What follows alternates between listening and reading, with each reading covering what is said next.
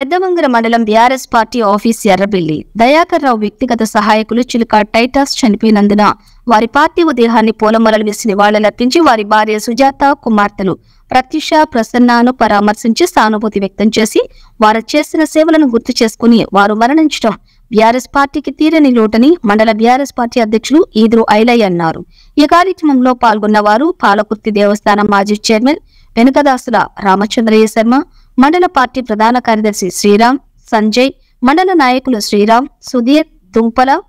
సమ్మయ్య, వి జ్ఞానేశ్వరాచారి, గ్రామ పార్టీ అధ్యక్షులు ఆరుట్ల వెంకటరెడ్డి, కేశపోయిన కుమారస్వామి, కూకుట్ల వీరన్న, మాజీ ఉప సర్పంచి